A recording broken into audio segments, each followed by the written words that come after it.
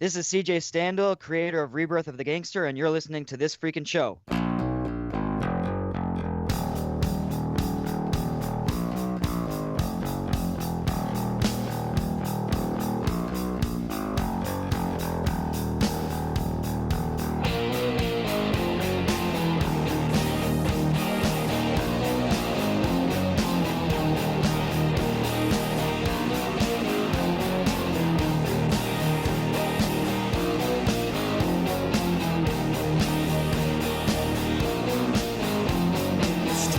What's up, everybody? I am Travis Standal. And I'm Cartoon Joe. And welcome to another episode of This Freakin' Show. It is the weekly podcast with a little bit of something and a whole lot of nothing. The same weekly podcast is brought to you by Audible.com. If you're like me and you're a huge fan of stories, but you're just not a huge fan of reading them, Audible is the best place for you to go. You could download thousands of books and you could just have to listen to them. You don't have to read them. And they're available to you. And as a gift from us, it's available for 30 free days if you go to audibletrial.com/freaknet right now, sign up, get a 30-day free trial. And as a bonus from Audible, you get a tiny little token. With that tiny little token, you get a free book that you can download and you can keep. And you can listen to it during your 30-day free trial. Again, go to audibletrial.com/freaknet right now to get your 30-day free trial of Audible. This Freakin' Show is also brought to you by WeAreDapperTies.com. If you want a high-quality knit tie for the low price of just $15, head on over to WeAreDapperTies.com and pick one up today. Be sure to use the discount code FREAKIN, that's FRAKIN, to get free shipping on your order. That's right, a high-quality knit at the low price of just $15 and free shipping if you head on over there and use the discount code FREAKIN. That's FREAKIN at WeAreDapperTies.com. Joey, I'd ask you how you're doing, but I kind of have an idea how you're feeling right now. Frustrated. Right. How are you weird. Doing? I'm doing good. I'm a lot better than you are, I guess, man. It's weird to think that, like this technology is supposed to be here to make our lives easier and more beneficial. And there you are, the sweetest guy I know, just raging. Yep. Can you hear that fan if I turn it on? I don't know. Were you blown into the mic while the fan was running? No. Do it one more time. Let's find out. Go ahead and turn the fan on. I got the fan on right now. No, you sound good. Yeah, Perfect. I hear a little bit. That makes it better. I hear a little bit in the background, but I really don't give a shit because I know when it comes to being hot, it sucks. So, it does. Right? That's half of my bad mood right there. Not going to lie. Yeah, and besides, I'm so used to hearing Colin's mouth breathing during the show. It's no different. Right? Yep. I feel bad. We shouldn't keep dragging him. It's okay. It's not like he listens to the show anyways. Right? He's going to fucking text me like, I hear you talking to me on the show. I'm like, you going to come back on and defend yourself? What the hell, Travis? Right? What the fuck, man? Nah, Colin's a good guy. I miss Colin. He is. Colin, I do too. What's up? I said I do too. I was just agreeing. Yeah. Colin, if you're listening to this, miss you, buddy.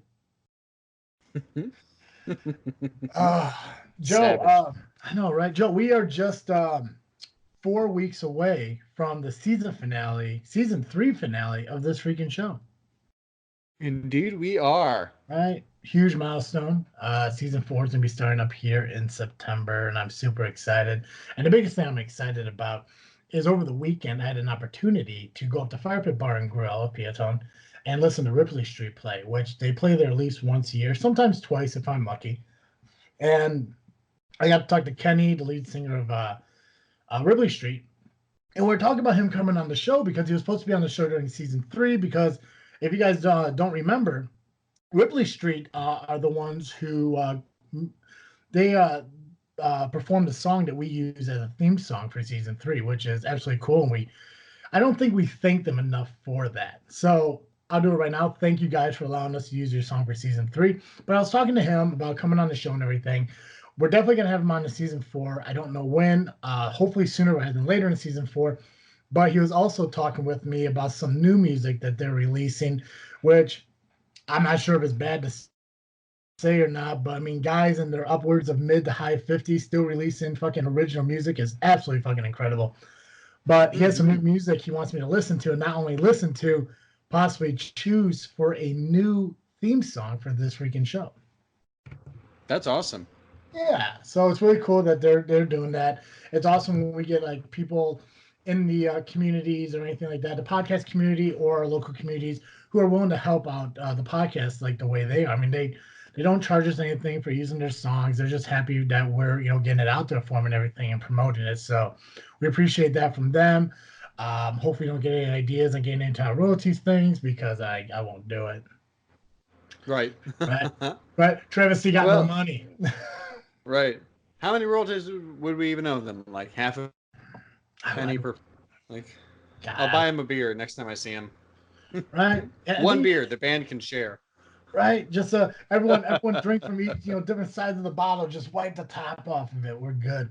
But we did mention last week the original plan for today's episode was to do a kind of a conspiracy theory episode, but instead we got in contact with an old guest who wants to come back on the show. So we're going to be doing that tonight. So I'm super excited for that. If you guys don't know who I'm talking about, I guess we could just tell you. I mean, it doesn't have to be some fucking surprise, right? Right. Right. So if you guys remember CJ Standal, who's been on the show at least 2 times, maybe 3 times. It's been a while since he's been on. So it's really hard to kind of like keep track of how many times our guests have been back and everything.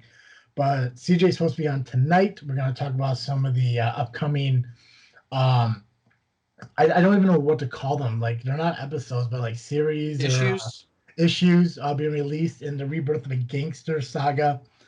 So really cool to sit down and talk with him about it. He sent us a copy ahead of time, and and it's easier for you guys to hear the description and everything of the comic from the creator to get their mindset and what was going into creating it than me or Joe assuming what's supposed to be happening there. But they're really cool. The drawings and the writing and everything are amazing, so I'm excited for that. Joe, before we get a hold of him, before we get him on and everything, anything new and exciting with you want to share with the Freak Nation out there? No, not in particular. I'm excited to have CJ on the show. I feel really bad during the hiatus. I kind of ghosted him, so I'm glad that we can finally have him on. Glad he finally reached out again. So looking forward to chatting with that fellow again. Yeah, and I'm hoping that I don't lie and shit like I seem to do a few times with having guests and everything. So we're gonna get a hold of him and see if he's ready to come on to talk about Rebirth of a Gangster. I guess one thing we can mention is we did get a chance to get together this past weekend for the christening of the little niece. We did. Yeah, it's a good little service, I thought. If I may say so myself. Yeah. You fucking crushed it, bro. It was awesome. Oh, thank you. Yeah, right. I thought it went well. She was an angel the whole way through. I've rarely seen so little fuss out of a child that size. Right. I think the whole thing is she's so sheltered and new. Everything like wow and amazes her. Mm-hmm. Not only that, I think the best. You should have thought to. What's the best part? Oh, the fact that Sam didn't know Chicago had a rat problem. Oh yeah. Yeah. God, new godmother Sam didn't realize Chicago had a rat problem. Oh my gosh, hilarious! But you were gonna say something. If you would have known what. Oh, I was saying. While she's still young and impressed by things, I should have shown off that big rose window. It's my favorite part of our whole church. Not that she probably could have seen it with her newborn eyes. I know she's hardly a newborn anymore, but still. I was waiting after you put the oil on her forehead. I was waiting for you to fucking Simba her overhead to everybody. I was waiting for the circle of life thing where we all bow down and you're fucking Rafikiing the shit out of her. Right. I thought about that, but when I told Maddie how small Nixon was, She said, just hold her in the crook of your arm. Don't try to lift her up. And I was like, yeah, that probably makes sense. Probably a good choice. In the circle. Right. I mean, I was Right? ready. I mean, I was so focused on it. But awesome Right. thing is, CJ is on. CJ is available. So Cartoon Joe, if you're all ready and good, I think we'll have him hop on right. and talk a little bit about Rebirth of a Gangster. Bring him on. Right? Cool, I'm guys. excited. Yeah. I don't know what the fuck's. Oh my god, did I press buttons? How the fuck is this working? Oh my god, Joe, what did I do? I don't know. Joe, I don't want to press. Oh my god, I don't know what I did here. Joe, I don't know what you did either. I don't know. What? I don't fucking know. It's like I pressed something. Ladies and gentlemen, I fucking pressed something. Share screen. I don't know what the fuck is that. I don't know how I did here. I don't know either. All I see is the regular old screen with your avatar on it. Yeah.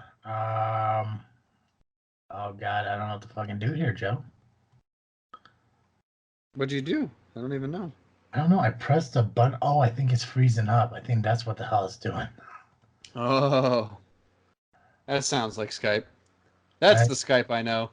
Okay, it gives me like four different X's, and I fear if I press any of them, it's gonna close this shit out. Hey, I don't want to jinx anything or take the easy way out, but I could do this tomorrow. Oh wait, I think I fixed it. Wait on. Oh, it's still recording.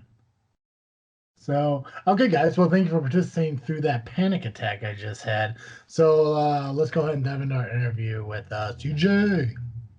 All right, CJ, thank you so much for being back with us here on this freaking show to talk about Rebirth of a Gangster. Thanks again for having me, guys. It's been too long. Glad we could make it happen. Right, and that's the weirdest thing too. Is like as I mentioned with Joe, and I mentioned with a lot of the guests that we've had on recent. It's weird to think that it's been so long since we've had you on, but because of the hiatus, the show went on for like 8 months. It's Right. still the same season. It just had me over a year ago. So Yeah. it's crazy to think that like CJ hasn't been on like almost a year and a half at the same time. It's the same exact season, but it's just because of that big gap that we took off. But you sent us. Yeah. So obviously the listeners who have been around and everything know who you are. You created the comic Rebirth of a Gangster, but for the newer listeners and everything, or ones who may have not heard your recent interviews or sit downs with us, you want to give the guys like our listeners a quick rundown of what Rebirth of a Gangster is and how you kind of came up with the idea of it? Sure. So it's essentially about 6 seeming strangers who are actually connected to each other through a decades-old unsolved murder and then a revenge scheme stemming from that murder. And so each chapter more intently follows one of those characters in each act. Each act is 6 chapters or 6 issues, and we've had 2 acts so far. Essentially, the first one was kind of introducing all the characters, getting them together and kind of starting to see the revenge scheme just start. The second one is where we kind of up the action. There was a car chase. There's been some deaths, stuff like that. And so the third one, which is what I'm kind of in the middle of, that's really where we start to see Marcus and Hunter, the two of pretty much the 3 main characters. I guess I consider Lorena the other main character. They're kind of starting to realize what's going on with each other, and we're going to start seeing some power plays between them that might throw a little wrench in Hunter's revenge scheme. And the revenge scheme stems essentially from the death of Hunter's dad. Mm-hmm. Yeah, and the coolest thing was, I mean, you're still working with Juan, which is awesome. How's that been going as far as the creation of these comics and everything? Yeah, it's going overall really well. I mean, you guys had mentioned your own hiatus. I think we didn't necessarily take a hiatus, but the second half or the last third of Act 2, Juan was kind of going a little bit slower on the artwork, so that was something I guess I was a little frustrated with. But to be fair, he's doing he's shouldering the majority of the workload, so I can't really say too much about it. That being said, though, I have kind of talked to him, and we're speeding up for Act 3. Partly just because I want to go faster in general, but also this year I went to MSP SpringCon, Minneapolis, St. Paul SpringCon in the spring, which was right after Act 2 came out. And I've heard that they it's one of those cons where you don't buy a table. It's a con where you apply and then they decide whether to have you table there or not, to accept you or not. And I've heard that if we have something new out, they're more likely to accept the creator. So I'm hoping to get the third one done in time to apply for that and get there next year too. And we do seem to be more on pace for that. Sweet action.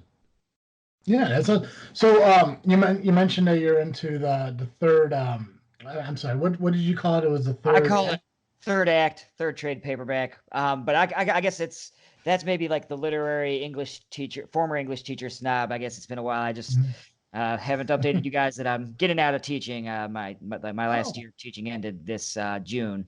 But I guess it's that literary snob in me that I like dividing it into acts, and I guess that's also to try to indicate that it's going to be shorter. It's not going to be like a 10 volume or 10 trade series. It's just those going to be the 4 acts and then we're done. Okay, so you only got one more act after this, and then that's completion of the story. Yep. Oh, wow.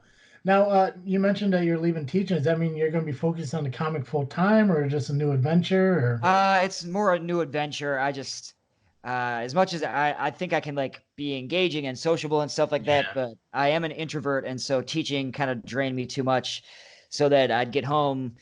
Really, my girlfriend has the exact opposite type job. She'd get home and she'd want to talk and do a bunch of stuff, and I'd be like, I just want to like just veg out, watch TV, kind of relax.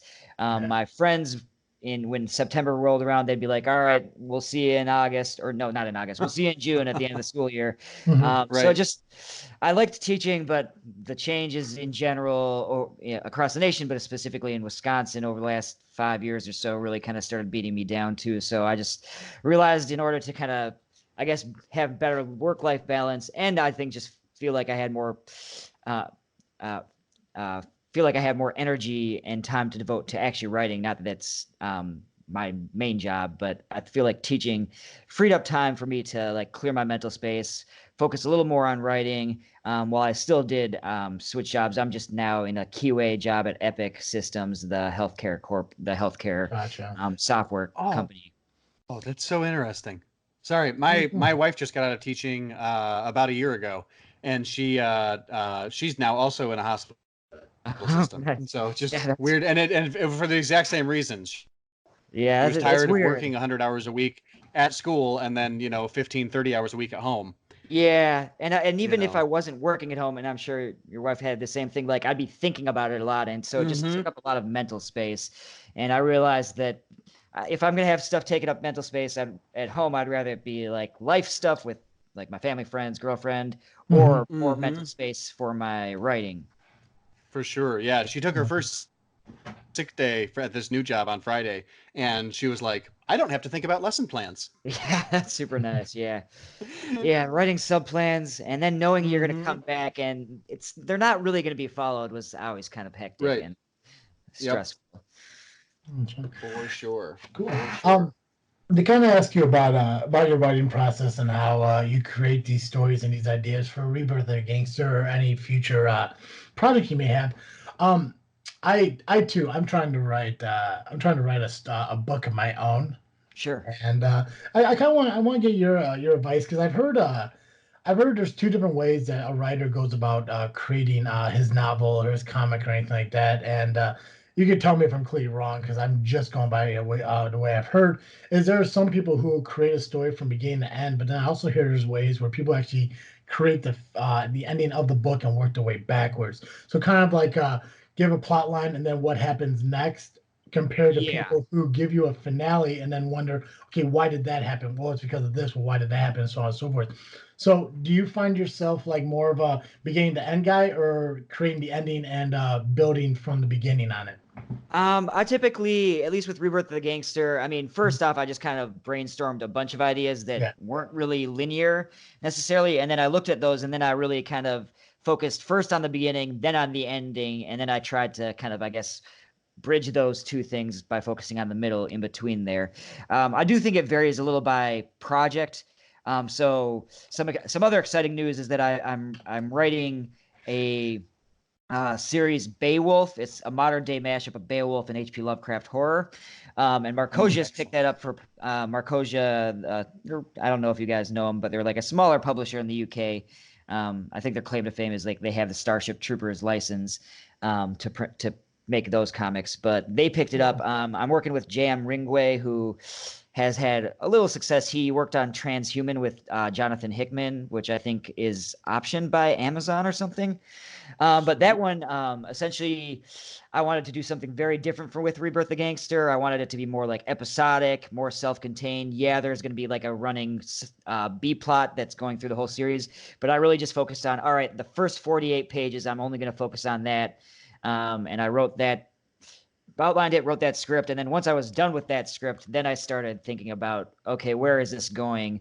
And I kind of, in that one, I worked way more linearly. Okay, the first story, like the origin, the prologue, that's a 48-page issue. Then I was going to do about a 100-page first act, to another 100-page second act, and then a 100-page third act. So I kind of just went straight from the prologue to the act 1 to act 2 to act 3. I think it varies on the project. I'm also writing this book it's called Mapping Mythland. It's I guess an homage to my love of fantasy, and specifically books like the Chronicles of Narnia and stuff like that. And that one I actually just started writing without any outlining, anything like that, and I got about maybe 8 chapters in, and then I kind of went back, tweaked some things, started outlining a little bit ahead of time, but I didn't get to the end really until I was probably about halfway or 2/3 of the way through the book. I started outlining in the end, and I'm pretty much about 2/3 of the way through the book. But so I think it kind of varies the project and also comfort level. I think with Rebirth of the Gangster, since it was my first one, I really wanted that comfort of, I'm going to outline the whole thing. And I do think the beginning and end is what people tend to talk about the most in terms of any sort of narrative. That I think they call it like the primacy and recency effect, if we're trying to be psychological. But I think that's what's beginning and end. The first and last thing is what stands out in people's minds. So I really wanted to do that, but I also wanted to outline the whole thing. Beowulf, I wanted a little more freedom, but I still was doing a little outlining. And then this book that I'm working on, I just really wanted to kind of just have a little more freedom. And I think maybe because fantasy probably is my main genre of choice, my like going back to when I was a kid, my love, I think it was easier just to kind of jump into it, and things fell into place a little bit easier. So I think, I think early on it helps to outline and start with kind of beginning and ending. But I think then after you got a little more practice, I think it's just dependent on the project and kind of on what stage you're at. Gotcha. So did you know how the ending of Rebirth of Gangster was going to happen when you came up with the idea before you wrote any of the stuff in between then? Yeah. So yeah, when I was brainstorming ideas, like the beginning and the ending were the first things that I brainstormed, and the middle was really kind of, I think the middle was where I brainstormed a bunch of stuff and probably, I guess, filtered out the most. I think the beginning and the ending are the ones that I brainstormed a lot, and yeah, maybe a little bit got changed, but those, at least the beginning definitely stayed very close, and the ending so far is looking like it's going to be really close to what I originally envisioned. I do know I'm tweaking it a little bit, but that happens just as I got to know the characters more, and as kind of the middle has shifted a little bit in terms of the way I'm pacing it and some of the events that happen. I know that it's going to tweak the ending a little bit, but I'm going to still hit the main beats that I brainstormed before even writing issue 1. Yeah, and one of the cool things, especially that I've noticed, I don't know why I said especially so many times. Holy shit! I do that too. Right.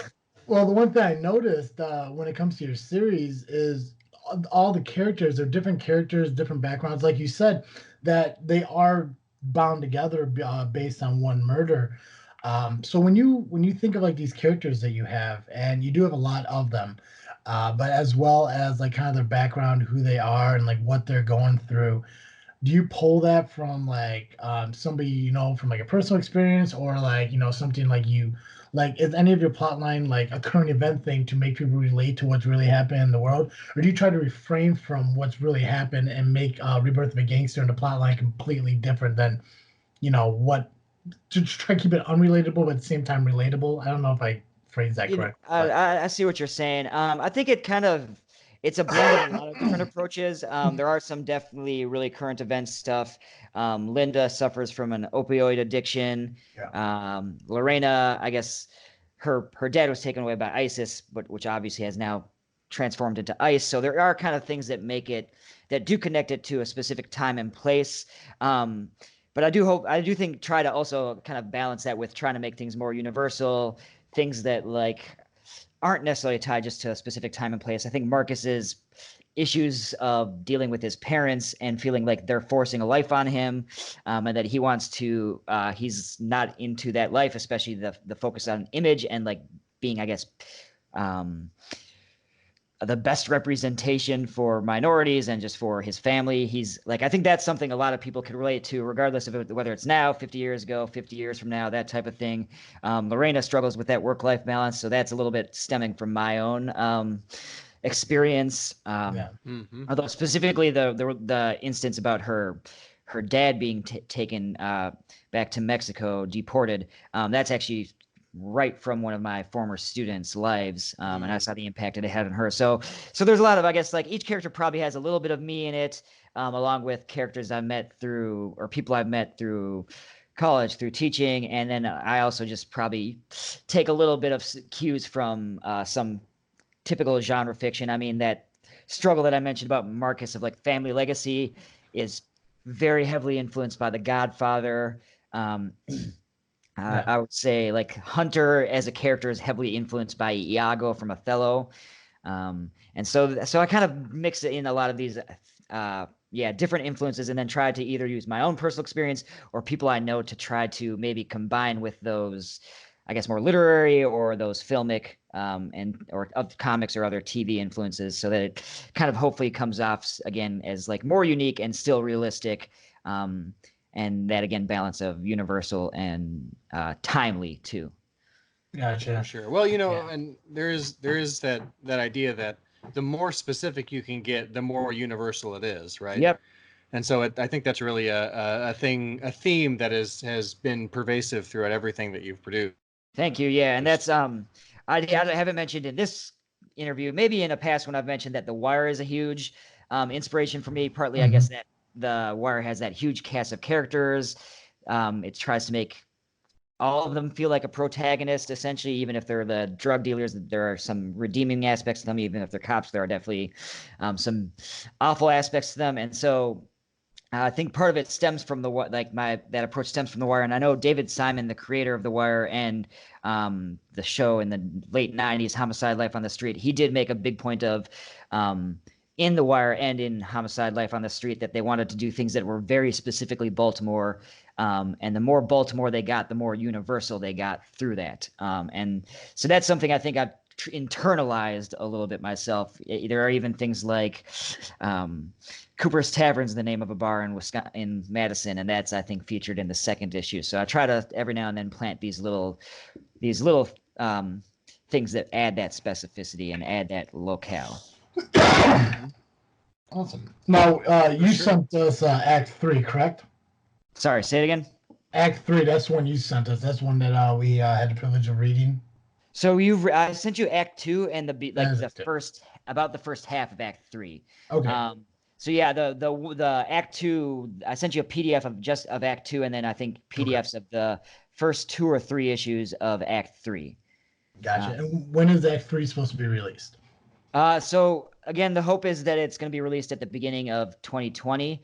Okay. Sometime with schedules of artists, with stuff like that, you can never be completely sure. So yeah, I sent you actually Act 2 is 7 through 12, and then I think I sent you 13 and 14 issues. 13 and 14. We're halfway through 15 in terms of finished pages, and then the second half of issue 15, Juan sent me some like layouts of those pages. So I would guess in probably 2 weeks we're going to be done with issue 15, and that's going to be halfway through Act 3. So then the hope is, again, January or February of 2020. That's the hope. So the important thing is, like, our listeners have the opportunity to get through Act 1 and 2 in time for Act 3 to be released. Yes, definitely. Saying right? Right. Right. Ideally, it'd be released around holiday time, but that might be stretching it. That might be pushing it. Oh, you're just picking our holidays, like pick up Act 3, perfect Valentine's Day gift. Yeah, exactly. It also does sometimes the late winter, early spring also does help with free comic book day, because then I can go to a bunch of comic stores and sign there, and then kind of, I guess, peddle my wares. But I've got I've gone to comic stores to sign and sell in general, and I've gone on Free Comic Book Day, and that's, I guess, like the biggest comic holiday there is. And I definitely do better business and just make better connections when I go on like days like those. So, so even if I can't get it for winter holidays, something in the spring works too. Yeah. Well, the best thing is if for some reason you decide to release it at the beginning of 2020, if that is the time frame, C2E2 is at the end of February, beginning of March. That'd be the perfect time to release it. You know, come down to Chicago and it would be, yeah. The big reveal and everything. I'll stand in front of your table and yell shit, man. Thanks. Yeah, I thought about doing that because that Act 2 released right about C2E2 time, but I hadn't got the tickets just because I wasn't sure what was going to happen. Yeah. And also, before that MSP con, I really haven't been to many bigger cons. I mainly stuck with Mighty Cons in Wisconsin and Illinois, and those are smaller, which definitely, at least starting off, were really, I think, the right move, just because I stood out more. I guess I write about this actually a little bit in an article for Graphic Policy when I reflect on my con experiences, but it's kind of like in those I'm like a big fish in a small pond, and at least the first couple of big cons I feel more like a small fish in a big pond kind of thing. And so at least early on that was kind of the approach I had. I do think as I get bigger, more established, and as things like Beowulf come out from an actual publisher, with a more well-known artist. I'm not trying to like diss Juan because he's obviously incredible, but I don't think as many people would know him as an artist who worked with Jonathan Hickman. Right. So, but yeah, I think as that momentum gains, I want to do more and more big cons like C2E2. I gotcha. Well, why don't you tell our listeners where they can pick up their copies of Rebirth of a Gangster? Sure. So digital copies are always available on Comixology. And then digital and print copies are available on Amazon.com.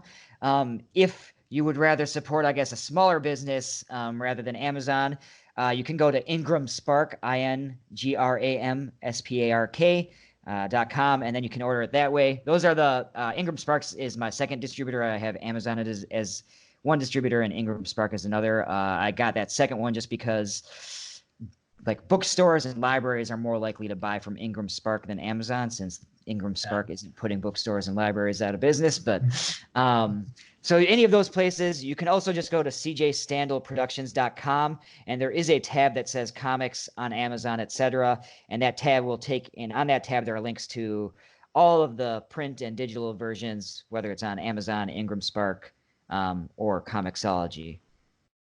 I gotcha. Great. And awesome. And before we say our goodbyes, why don't you let our listeners also know where they can find you on social media? Sure. So I am on Facebook, CJ Standal. They can also follow me on Instagram or Twitter at CJ_Standal. So those are kind of the big ones. Awesome, man. Well, hey, I appreciate you coming back on. It's been way too long, but hopefully we get you back on at the beginning of 2020 to talk about the release of Act 3. And maybe Beowulf by that time too, hopefully. Yeah, because anytime you want to talk about any of the books, novels, comics, anything that you're working on, just let us know. We'll be happy to have you back on and talk about them. Definitely. Yeah, I love being on the show with you guys. I really appreciate it. And yeah, it's definitely going to have to happen much sooner than the most recent time frame happened. Trust me. Yeah, I'm going to make sure Joe doesn't do this again. So, but thanks, CJ. I appreciate it. Yeah, me too. Thanks a lot. Have a good one, guys. You too. Yeah, guys. So make sure you support CJ Standal and buy some fucking issues of Rebirth of a Gangster.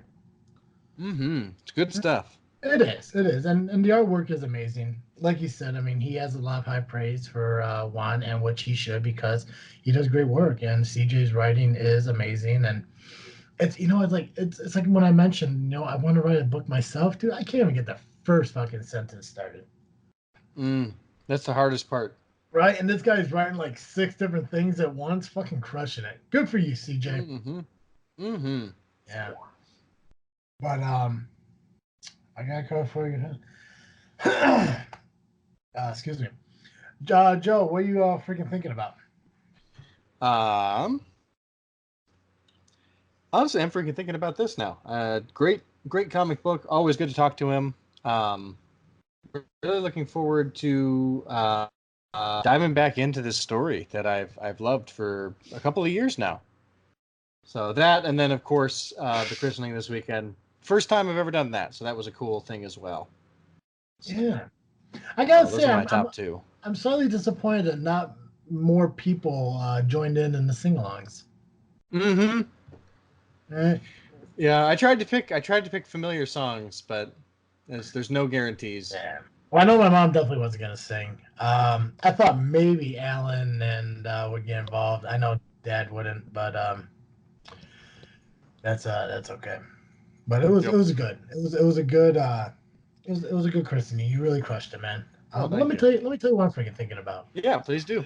So I'm creating I got this journal thing that the freaking journey that I keep constantly um saying that, oh, I'm gonna get back into it and I'm gonna commit to it. And apparently I keep falling through with it. I mean, it goes to show because I haven't posted anything in like a month. And the biggest problem I have is like I don't feel that I have enough to really to write about.